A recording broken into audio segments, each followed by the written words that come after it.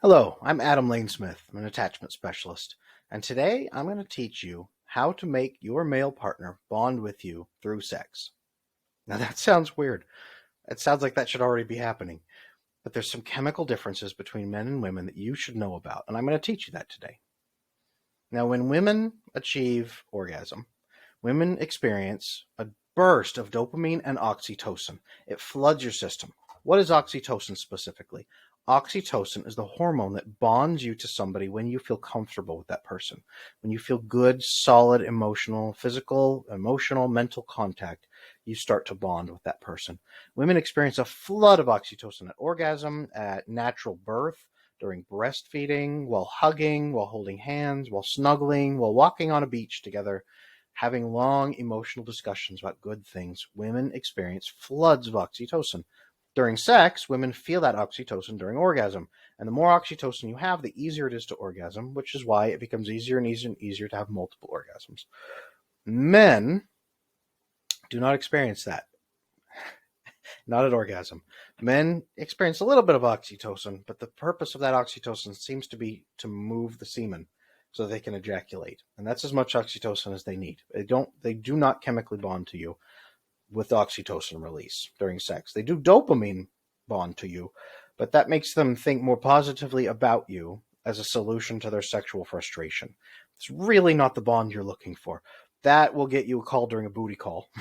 That will get you treated like a sexual object. And maybe some women like that at some times, but most women are looking for way more than that. Most women are looking for an actual emotional connective bond.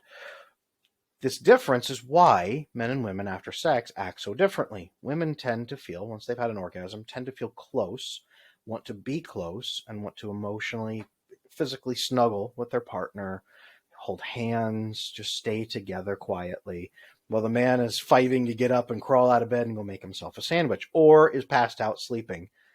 That's why, is he got a big burst of dopamine. It's like eating his favorite hamburger, and now he's tired and wants to go to sleep. You put him into a food coma. That's the ugly truth about that bond. Now, how do you fix that? Well, the answer is that men have much more to do with vasopressin than women do. Vasopressin is the other chemical, the other hormone that bonds men to people. It bonds all of us during times of stress, good stress and bad stress, both. A little bit of stress can release these vasopressin bonds or cause the vasopressin bonds. What is vasopressin? It's the thing that makes you feel closer to somebody after you have endured a trial together. It's the thing that makes you feel close to somebody after you've solved problems together. It's the thing that makes you feel closer to somebody after you've learned you can trust them during a crisis or during any stress at all. That is vasopressin. That's why it's different from oxytocin. That's why it feels a little bit different. That's why those bonds feel more primal, more deeply connected. Oxytocin is more recent in our genetic ancestry. Vasopressin was there a long time before. Those bonds and those receptors are older. They connect deeper down inside our psyche, back further in the animal brain, if you will. Vasopressin will bond you more tightly.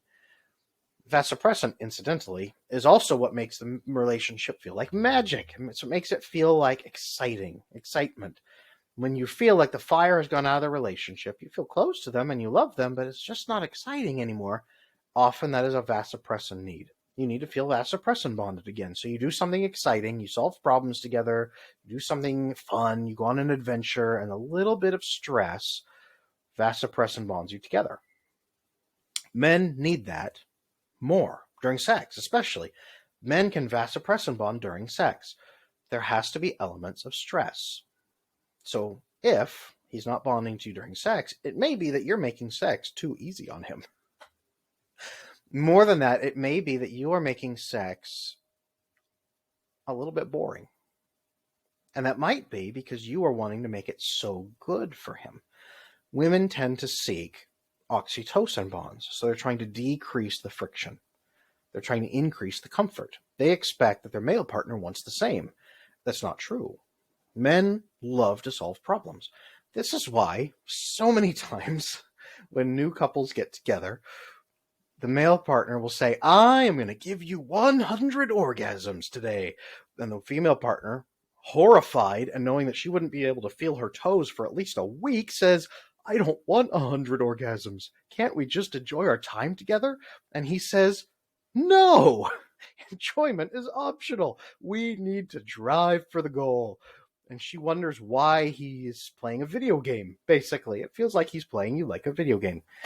What's happening there is he is unconsciously trying to introduce a level of stress and problem solving into the sexual experience to make a vasopressin bond with you. What he's really doing is saying, hey, let's solve a problem together.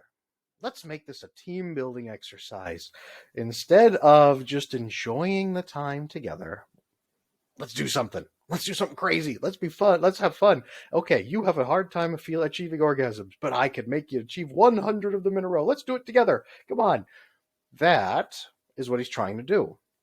This is why after sex, when the woman has been particularly adventurous, active, verbal, the man will often say, thank you. Now, he's not thanking you for having sex with him. What he's really doing is thanking you for building vasopressin bonds with him. That's really what it is, and he can't articulate it that way, but he knows it feels different. If he's not experiencing any vasopressin bonding at all, and hasn't in the recent past, it probably feels closer to masturbation for him. That's an ugly thought. But that sex will feel closer to masturbation. It's a big blast of dopamine, maybe a tiny bit of oxytocin, very little emotional bonding, and it's over and done. Probably not what you're looking for. Probably not what either one of you are really looking for.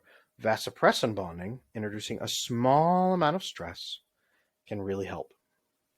If you need an example of this, even normal vanilla sex, when the woman says something farther along, she's getting closer to orgasm, and says something as simple as faster or harder, he suddenly activates jackhammer mode, right?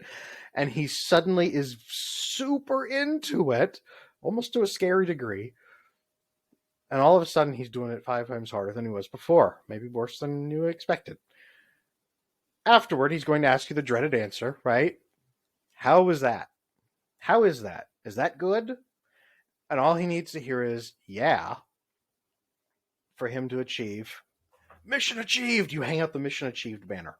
He's wanting you to wave a mission achieved banner so that he can say, yes, we did it together. Vasopressin bond.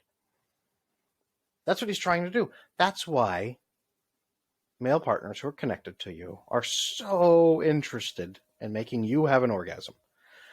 That's why women who fake it are losing so much. You're vasopressin bonding him, but you're not oxytocin bonding to him. And that's awful.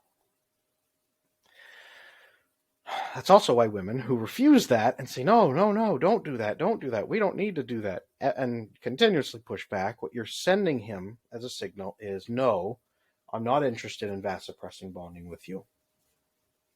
And he doesn't say, oh, you just want oxytocin bond. His brain says, wow, you don't want to bond with me at all. So if you are not interested, you never share your fantasies, you never want to work on multiple orgasms, or even just one, having him help you achieve that one big one. If you never want to work on those things and you are quiet like a mouse, and you don't get engaged in that, he will not be vasopressin bonding with you. At least not during sex. It will be more like masturbation in his brain. It'll say, well, yeah, when I'm sexually frustrated, I should go find her and just do it real quick and get it done. And then I won't be frustrated anymore. Probably not what either one of you wants. Because he'll start to feel frustrated too. He should be vasopressin bonding with you. He wants to. You do that by being more verbal.